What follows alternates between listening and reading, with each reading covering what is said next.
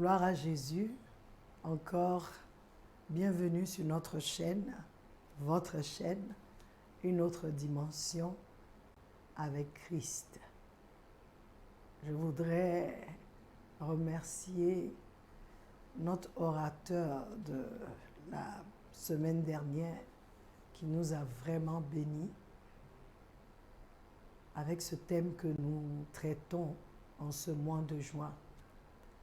Et je pense que c'est stratégique. Ce 6e mois, Dieu voudrait que tu t'asseyes, que je m'asseye et que nous nous examinions et que nous voyions ces choses-là qui nous empêchent de nous envoler comme il se doit. Ces choses-là qui nous ont peut-être bloqués depuis février, depuis janvier pour d'autres, certains depuis mai. En tout cas, le Seigneur voudrait que nous prenions au sérieux ce thème, le pardon. Il n'y a rien d'autre qui puisse paralyser un être humain que le manque de pardon. Rien aussi grave, non seulement qui te paralyse, mais qui crée en toi des maladies. Et aujourd'hui, je voudrais nous encourager encore. Je sais que ce n'est pas facile, mais c'est possible de pardonner. Donc, je voudrais dire un grand merci au pasteur Henri Dibi, mon cher et tendre époux, pour sa participation, pour l'enseignement qu'il nous a donné. Aujourd'hui encore, nous sommes réunis pour partager encore sur le pardon, mais précisément les offenses. Nous voulons parler des offenses. Alléluia. Et avant de commencer, je voudrais que nous puissions prier et élever le nom du Seigneur. Et je veux t'encourager à inviter beaucoup de gens. Beaucoup de gens, même ceux qui ne connaissent pas le Seigneur, à les inviter, afin que nous puissions comprendre la pensée de Dieu pour nous en ce mois de juin. Éternel Dieu, nous voulons te bénir, élever ton saint nom, te glorifier, parce qu'il n'y a personne d'autre comme toi, personne qui puisse se comparer à toi, personne qui puisse se mesurer à toi. Tu es ce Dieu-là qui nous donne la vie, tu es notre source de vie. Il n'y a aucun autre qui donne la vie comme toi. Il n'y a aucun autre, Seigneur, qui nous a créés. C'est toi qui nous as créés. C'est toi qui as choisi les entrailles dans lesquelles nous devrions venir dans ce monde. C'est toi, Seigneur. Donc nous n'avons aucun mérite et nous n'appartenons à aucun autre, mais qu'à toi qui as décidé de nous faire venir dans ce monde. Mon âme te bénit, mon âme t'exalte, mon esprit te magnifie, parce qu'en vérité, tu es Dieu. Il n'y a aucun autre comme toi, Seigneur. Quand je regarde les montagnes, je regarde les vallées, je ne peux que proclamer que tu es Dieu. Quand je regarde les océans, les mers, l'univers, je regarde toute la création, je ne peux que proclamer ta seigneurie. Seigneur, tu es Dieu. Tu es Dieu, tu es Dieu, tu es Dieu. Tu es Dieu, tu es Dieu, tu es Dieu. Quand je regarde les montagnes, je regarde les vallées, je regarde la mer, ô Seigneur, tu es Dieu. Tu es Dieu, tu es Dieu, tu es Dieu. Tu es Dieu, tu es Dieu, tu es Dieu. Quand je regarde les montagnes, je regarde les vallées, je regarde la mer, ô Seigneur, tu es Dieu. Quand je regarde le ciel, les étoiles, la lune, le soleil, quand je regarde la terre telle qu'elle est mise, quand je regarde toutes les créatures,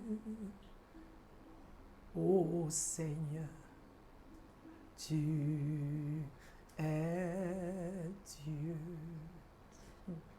Quand je regarde ma propre vie, je regarde d'où tu m'as tiré.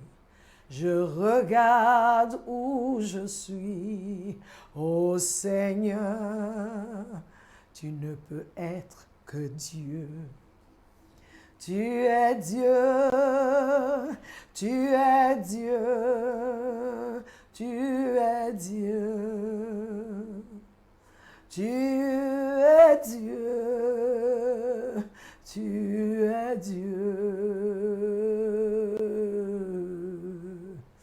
Quand je regarde le ciel, je regarde la terre, je regarde l'univers. Ô Seigneur, tu es Dieu. Seigneur, tu es Dieu. Tu es Dieu. Tu es Dieu. Tu es Dieu. Tu es Dieu, Seigneur. Tu es Dieu. Aucun autre ne peut se comparer à toi. Tu es Dieu. Tu es Dieu. Reçois l'honneur. Reçois la gloire.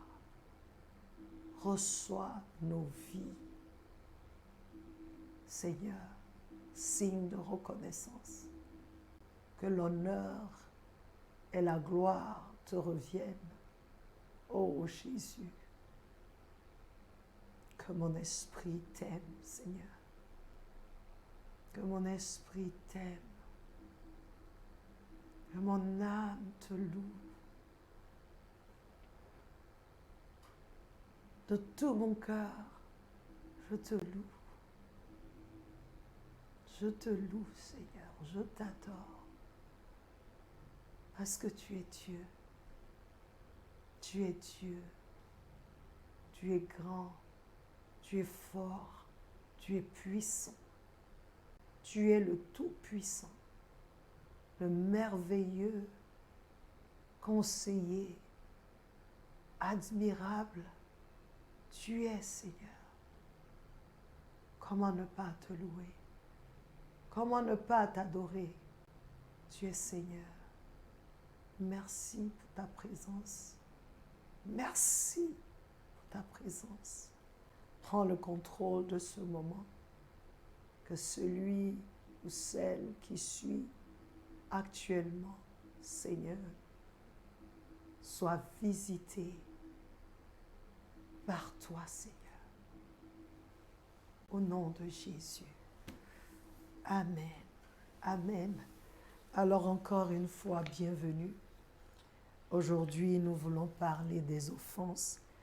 Et l'écriture que nous avons, c'est Luc 17, 1 à 4 qui dit, « Puis il dit aux disciples, « Il est impossible qu'il n'arrive pas, j'aime bien cette traduction, elle dit, qu'il n'arrive pas des incitations au péché. » Dans d'autres versions, il dit, « Il est impossible qu'il n'y ait pas de scandale. Il est impossible qu'il n'y ait pas d'offense. Point, virgule. Mais, virgule. Malheur à celui par qui elles arrivent. Alléluia. Mieux vaudrait pour lui qu'une meule de moulin soit suspendue à son cou et qu'il soit jeté dans la mer, que s'il devait inciter au péché un de ses petits, c'est-à-dire l'un des enfants de Dieu. Prenez garde à vous. Si ton frère, voici la partie qui nous intéresse, si ton frère a transgressé contre toi 7 fois en un jour, et que 7 fois en un jour, il revienne vers toi, disant, je me répands, tu lui pardonneras. Alléluia. Aujourd'hui, je veux parler des offenses. Qu'est-ce qu'offenser? Offenser, c'est blesser quelqu'un dans sa dignité ou dans son honneur, dans son amour propre. C'est froisser, humilier, injurier. C'est manquer gravement une règle, une vertu. En grec, le mot offense est scandalon, ce qui signifie piège. Et je voudrais dire à quelqu'un que l'offense est un appât qui a pour but de te faire chuter. L'offense est un appât qui a pour but de t'inciter à pécher. C'est un appât qui a pour but de t'éloigner de la justice, de t'éloigner de Dieu. Je veux parler de toi qui es offensé, de toi qui es blessé dans ton fort intérieur, de toi qui as été humilié, froissé dans ton amour propre. Aujourd'hui, entends la voix du Seigneur. Le but de cette offense est de te faire chuter. C'est t'éloigner de la voix de Dieu, c'est de t'éloigner de l'amour, c'est de t'isoler et de te détruire. Le Seigneur Jésus dit, il est impossible qu'il n'arrive pas d'offense. C'est inévitable. Je veux que nous sachions que l'offense est inévitable. Le Seigneur, en parlant à ses disciples, il leur dit que les offenses sont inévitables. C'est une vérité que toi et moi, nous devons ancrer en nous. Les offenses arriveront tant que toi et moi serons dans ce monde, sur cette terre des hommes, où vivent les bons et les mauvais. Alléluia. Où le bien et le mal sont en perpétuelle compétition. Chacun veut s'imposer. Ce sont des choses qui arriveront, les offenses arriveront. Je pense que nous le savons. Mais le problème très souvent, c'est ce par qui arrivent les offenses. Oui, on sait que ça va arriver. On sait. Mais notre problème, c'est ceux-là même qui nous offensent. Parce que nous ne nous attendons pas très souvent à eux. Et très souvent, l'offense vient par nos proches, nos parents, nos amis. C'est pourquoi le Seigneur précise aux disciples. Vous voyez un peu? Il dit ça va arriver, mais il dit aux disciples, si ton frère t'offense. Il dit ton frère. Je voudrais nous dire que c'est une stratégie de l'ennemi, car quelle trahison pourrait te faire plus mal que celle de ton frère? Quelle trahison pourrait te faire plus mal que celle de ton ami, celle de quelqu'un qui est proche de toi, celle de ton confident? Mais en fait, c'est un piège à t'inciter à pécher contre Dieu. Nous sommes dans un monde où toutes sortes de vices sévissent. Et si la chair est faible, mon frère, ma soeur, alors tu en deviens une victime. Car celui qui est utilisé pour offenser a en réalité une faiblesse qui a donné accès au diable de pouvoir l'utiliser. En fait, c'est ça. Regardons Judas Iscariote. Personne ne donne le nom de Judas à son enfant. Personne. Pourquoi? Parce que c'est celui-là, même les païens. Personne. Parce que c'est celui-là qui a trahi le Seigneur. Celui à qui Christ a donné le pouvoir de chasser les démons, de guérir les malades. Souvenez-vous, quand le Seigneur les a envoyés 2 par 2 aller évangéliser, il était dedans. Judas était dedans.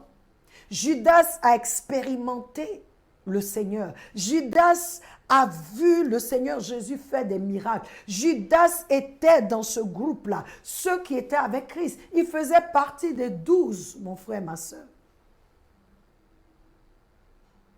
Mais c'est lui que l'ennemi a utilisé. C'est lui. Parce que tout simplement, il avait un mauvais fond. Et de 2, Judas était avec le Seigneur. Ce n'est pas de Judas qu'on parle, mais je donne. Hein? Il était avec le Seigneur, mais il avait ses propres idées. Eux, ils cherchaient quelqu'un qui allait venir libérer Israël de la domination romaine. Mais Jésus n'était pas dans ça. Jésus n'était pas venu seulement que pour libérer Israël. Il est venu au travers d'Israël pour libérer le monde entier. Il n'était pas venu seulement pour les libérer de la domination romaine. Il est venu libérer le monde de la domination satanique. Mais Judas marchait avec lui, mais il n'avait pas compris ça. Donc c'était facile pour l'ennemi d'utiliser Judas. Lisons Hébreux 2, 14. Parce que je voudrais qu'on sache pourquoi Jésus est venu. Il dit, d'autant plus que les enfants sont participants de la chair et du sang, lui aussi de même y a participé afin qu'à travers la mort, il puisse détruire celui qui avait le pouvoir de la mort, c'est-à-dire le diable, et qu'il délivre tous ceux qui, par peur de la mort, étaient toute leur vie assujettis à la servitude. Je veux dire à quelqu'un, Jésus est venu. Il a détruit celui qui avait le pouvoir de la mort. Il a détruit celui qui te faisait pécher. Celui qui mettait tous les vices devant toi pour te tromper. Jésus est venu pour te libérer.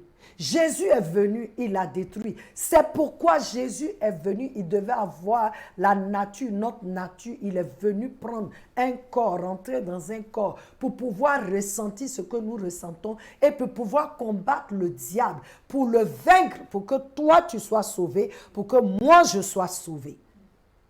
Donc je lance un appel à quelqu'un qui est encore dans les... tu te fatigues là, dans les confusions inutiles. Toi qui es dans les sectes, croyant que, ou pensant que ça peut allonger ta vie, c'est faux. Ta vie là s'allonge seulement parce que Dieu a donné un temps, un nombre de temps à ta vie sur la terre. Quels que soient les sacrifices que tu fais, Dieu a écrit dans son livre le jour où toi tu devais naître, où tu devais mourir. C'est pourquoi je voudrais que tu saches que Dieu est Dieu. Il est Dieu. Il est temps, nous sommes au 6e mois. Si de janvier jusqu'en juin, tu n'as pas cherché Dieu, tu te cherchais comme tu te dis, je veux que tu saches que celui en qui tu dois te chercher, c'est Jésus. Parce que c'est là où tu vas te retrouver. Alléluia. Donc, Judas n'avait pas la même pensée. Il ne comprenait pas que Jésus était venu pour plus grand que Israël, les êtres humains. C'est pourquoi la Bible dit dans Jean 3, 16, Dieu a tant aimé le monde qu'il a donné son Fils unique. Il n'a pas dit il a tant aimé Israël. Il a tant aimé le monde qu'il a donné son Fils unique, afin que quiconque croit en lui ne périsse point, mais ait la vie éternelle. Mais c'est Israël que Dieu avait choisi pour faire venir le Messie. Alléluia. Le Seigneur est venu pour le monde entier, pour tous les peuples sur la terre, pas seulement pour Israël, comme je vous ai dit. Alléluia. Mais Judas est celui-là qui a été utilisé pour trahir. Je sais que si c'était toi et moi, c'était terminé pour Judas. Mais je voudrais vous soumettre que si Judas avait eu l'opportunité de venir devant Jésus pour demander pardon, Jésus allait lui pardonner. Je veux que nous sachions ça. Comme le pasteur vous l'a dit dans son enseignement, ce que Judas a fait là, c'était dans le plan parfait. C'est-à-dire le plan parfait de Dieu. Jésus devait être à la croix pour nous. Alléluia. Je voudrais que vous sachiez que le diable n'a pas changé sa manière de s'asseoir. Il utilise toujours nos proches. Ceux que nous aimons. Ceux qui nous aiment, c'est on leur fait du tort ou ils nous font du tort. Parce que c'est là, comme on dit en Côte d'Ivoire, ça va bien rentrer. Alléluia. Ce que Dieu demande, c'est que toi et moi, nous gardions nos cœurs. Alléluia. Nous protégions nos cœurs.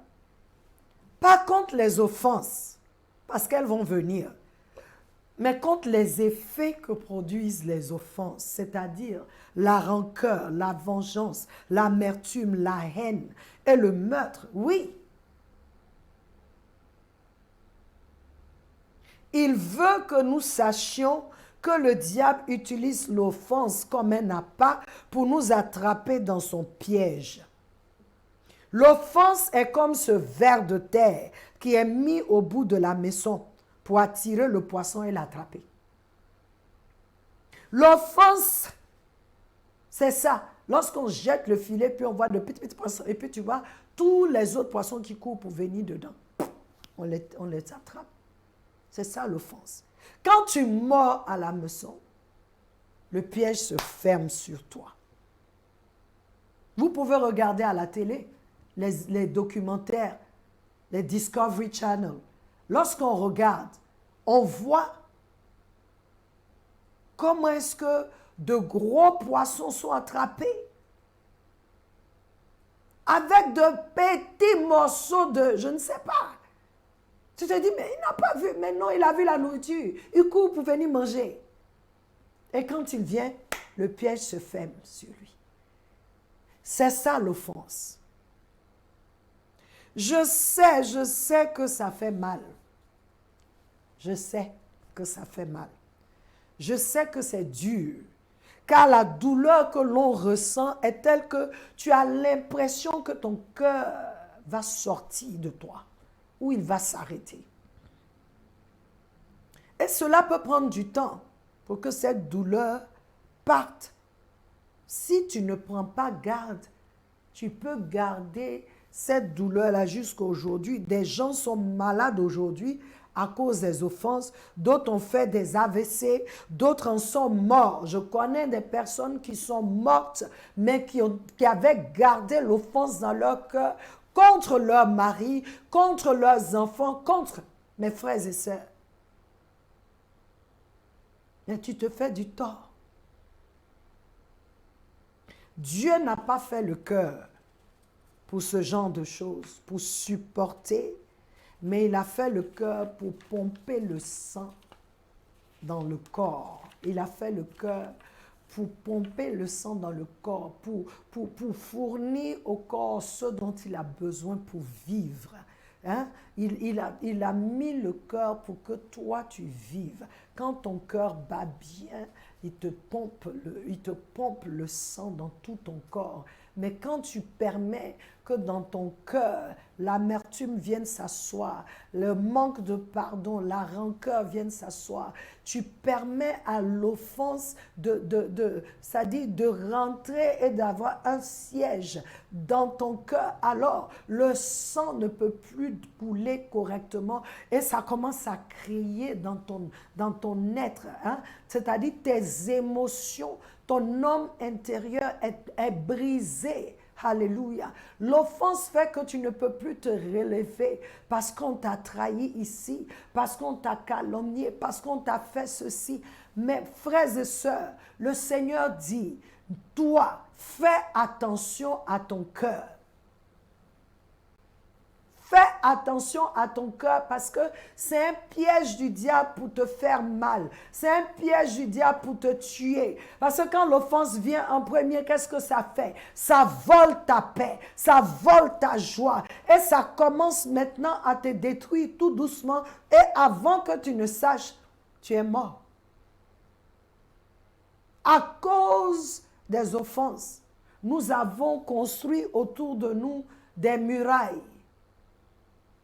Je ne sais pas de combien de mètres de hauteur, d'épaisseur même. Ce n'est pas les petites briques où tu peux parler ici et puis on entend. Non, non, non. Nous, on a mis de ces briques-là où quand tu tapes, c'est-à-dire c'est doublé même, on ne peut pas entendre dans la chambre. C'est comme ça, certains parmi nous, autour de nos cœurs, se trouve ce genre de muraille. Jéricho n'a rien fait. Personne ne peut entrer. À cause d'une offense qui t'a été faite, tu as décidé que toi, tu n'ouvres plus ton cœur à qui que ce soit. À cause d'une déception dans une relation, tu as décidé que tu n'auras plus de relation avec quiconque. Tu t'es isolé. Tout le monde te regarde en bizarre, comme on dit. Quand on te regarde là, toi, tu es bizarre. Pourquoi? Parce qu'il y a une offense. Certains parmi nous, on a grandi avec les effets des offenses qu'on nous a faites. Donc, ce qui fait qu'aujourd'hui, on est très agressif avec certaines personnes. On est agressif même. On se dit, mais celle-là même, ou celui-là, tu ne peux pas lui parler. Même sa réponse, c'est comme pas là. Mais tout simplement parce que dans ton enfance là-bas, là, dans ton adolescence, il y a des choses qui se sont passées. Certains sont devenus méchants, ils sont devenus égoïstes parce qu'ils se sont occupés des gens, ils ont fait des trucs. Mais comme les gens les ont trahis après, donc ils ont décidé qu'ils s'en foutent, ils ne s'occupent plus de ceux qui en ont besoin. Non! Ce n'est pas aux autres que tu fais plus de mal. C'est à toi-même. C'est à toi-même. Je veux que tu saches, lorsque le cœur cesse de faire ce pourquoi il a été créé, il donne la mort. Lui-même, le cœur, tombe malade. Il y a d'autres parmi nous, à cause des offenses, les escaliers là, toi tu ne peux pas monter où il y a 10 marches. C'est comme ça, spirituellement. Je donne des exemples physiques pour que tu vois. Ça veut dire quand tu fais déjà 2 marches là, ton cœur ne peut plus, tu commences à suffoquer, tu ne peux plus bien respirer. Pourquoi? Parce que tu as laissé d'autres choses prendre la place dedans. Aujourd'hui, je viens t'encourager à les enlever. Tu ne peux pas supporter. Tu ne peux pas supporter. Si tu vois le passage que nous avons lu, le Seigneur a dit que c'est inévitable que ça vienne. Et il a déjà jugé ce par qui ça viendra. Donc je ne veux même pas parler de cette partie, mais c'est de toi que je veux parler. Le Seigneur te demande aujourd'hui de te défaire de cette déception, des effets, des conséquences de cette déception. Le Seigneur te demande de te défaire de cette trahison. Et c'est un message même que je veux adresser à toute la nation. On nous dit que le président Gbagbo arrive. Aujourd'hui, j'ai vu des cars. Un peu partout, on dit au plateau des gens pour marcher, pour dire qu'ils sont contre, qu'ils viennent. Je voudrais nous dire, comme le Seigneur Jésus a dit à ceux-là qui avaient amené la femme qui avait été attrapée dans l'adultère. Si personne d'entre vous n'a péché, jetez la première pierre. Si vous n'avez jamais fait du tort ou du mal, jetez la première pierre. Tout ça, c'est quoi? C'est un manque de pardon. C'est un manque de pardon. C'est ce que nous sommes en train d'exprimer. Nous disons que nous voulons la réconciliation dans la nation. Ce que nos bouches disent là, nos actions annulent ça. On va marcher pour qu'un fils du pays ne vienne plus au pays. Pourquoi? Pourquoi? Arrêtons ça. Arrêtons ça. Soyons ivoiriens. Soyons les frères et les sœurs qui peuvent pardonner. Arrêtons. Ayons pitié des innocents dans cette nation. Dans cette histoire de cette nation, tout le monde a eu quelque chose. Donc, qu'il reste chez les Blancs et chez lui. Arrêtons un peu. C'est un problème de manque de pardon. Il a fait combien d'années en prison? Tout ce qu'on a dit là, et on n'a pas trouvé que le monsieur a fait quelque chose. Donc, vous voulez quoi? Qu'on fasse quoi maintenant? C'est sa mort qui va vous donner la paix? Jamais. Même s'il meurt, que tu dis qu'il a tué ton frère, est-ce que ça ressuscite ton frère? Dieu dit, la vengeance m'appartient. Pourquoi? Parce que lui, il sait ce que toi, tu ne sais pas. Lui, il voit ce que toi, tu ne vois pas. Lui, il sait pourquoi telle ou telle personne a posé tel ou tel acte. C'est Dieu le vrai et juste juge.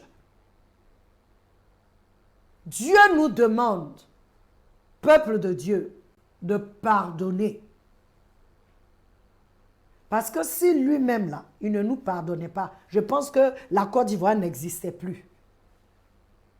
En tant que nation, tout ce qu'on fait dans cette nation-là pour montrer à Dieu qu'il n'est pas Dieu, toutes les sorcelleries que nous faisons, tous les fétiches que nous faisons, que nous adorons, toutes ces choses que nous faisons dans cette nation, hein, les abominations que nous commettons, les sacrifices d'êtres humains que nous commettons, vous ne voyez pas ça? Si Dieu veut faire descendre sa colère sur cette nation-là, on va dire quoi? Que celui qui est parfait, qui n'a jamais offensé quelqu'un, jette la première pierre. On s'attache. Quand tu prends l'offense, tu es en train de te lier toi-même. Tu ne peux plus. 10 ans, le gars est là-bas. Il revient. Toi, tu prends cas pour aller, pour dire que tu t'en vas. Regarde comment c'est. C'est nul. Voilà. C'est ce que je peux vous dire. C'est très nul. Veut nous encourager. C'est le temps de pardonner. C'est le temps de montrer que c'est notre frère. C'est le temps de montrer que c'est un fils du pays. Et en tant que fils du pays, il peut rentrer chez lui. Je ne suis pas dans la politique, mais aujourd'hui, là, je voulais vous parler. Parce que quand j'ai vu les cas, là, j'ai dit, ça, là, c'est quoi encore? C'est quoi ça? Il y a des innocents qui payent les pots cassés. Donc, arrêtons. Réconcilions-nous vraiment.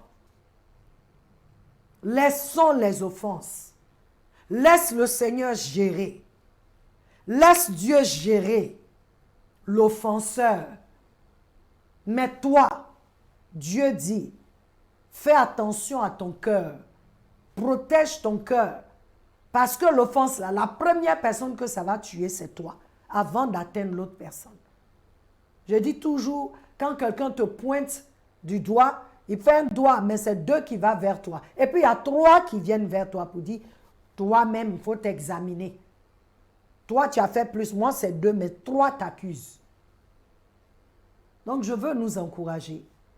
Aujourd'hui, nous avons parlé des offenses. Je suis rentré un peu dans la nation, ce qui est normal. Alléluia. Je voudrais nous encourager. Si tu es offensé, sois, je dirais, vrai. Assieds-toi et puis vois.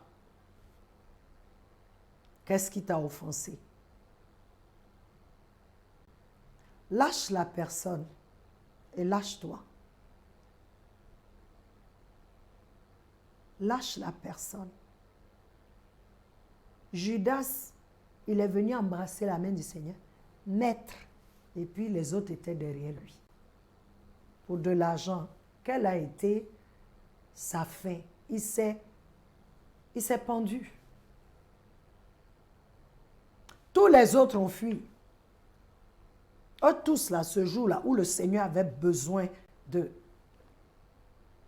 ils ont mis dedans. Ils ont fui. Ils ont gagné en temps. Ils l'ont laissé seul. Pourquoi? Parce que ce jour-là, c'est lui seul qui devait supporter ça. C'est lui seul. Il a payé le prix pour te libérer. Jésus a payé le prix pour que toi et moi, nous ne soyons plus sous la domination des ténèbres. Parce que l'offense est un piège des ténèbres pour voler ta paix, pour voler ta joie, pour te détruire et te tuer.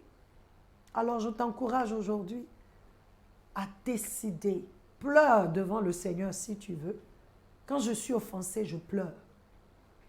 Je pleure devant lui jusqu'à ce que je ne sente plus la douleur. Mais je marche avec l'autre personne. Je vais dire bonjour à l'autre personne. Je vais parler à l'autre personne. Pour ne pas que l'ennemi même trouve en moi une porte d'entrée pour tuer mon frère ou ma soeur. Parce que le Seigneur dit, c'est dangereux pour la personne qui est la source de l'offense.